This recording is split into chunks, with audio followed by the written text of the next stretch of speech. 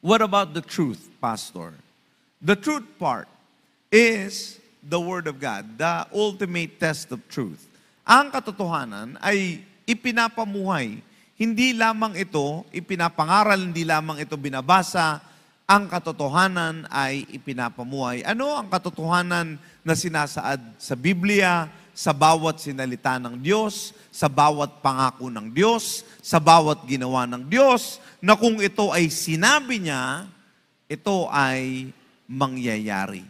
The Bible says that the world will pass away, but my word will remain forever. This truth is not just earthly truth. As we all know, the truth now varies. There are truth that is relevant and irrelevant.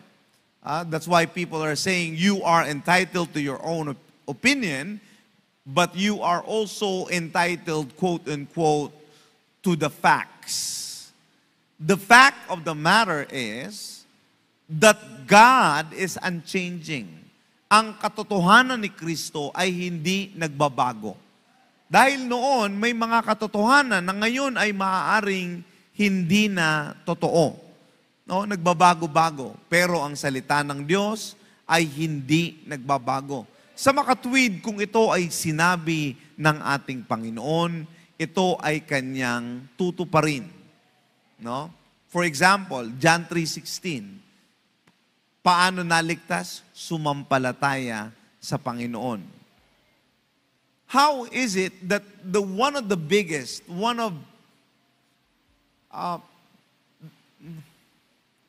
saturated Christians in Southeast Asia who believes in God, and yet, no, on November 1, sa undas, kailangan mong magtirik ng kandila. Have you ever of the truth? No? Ano ang katotohanan? Sino ang sinampalatayanan mo? Bakit hanggang ngayon, sa tagal-tagal ng panahon na ikaw ay naglingkod sa Panginoon at nanampalataya, sa kahuli-hulihan ay hindi ka pa pala ligtas? Did we understand that? That's just, that's just an example. Ang katotohanan, mga kapatid, na sinasabi ng Biblia ay nagpapatuloy. Hindi ito yung katotohanan na binabasa lamang. Bagkus, ang makalangit na katotohanan ay mangyayari pa rin sa atin hanggang sa wakas ng sanlibutan.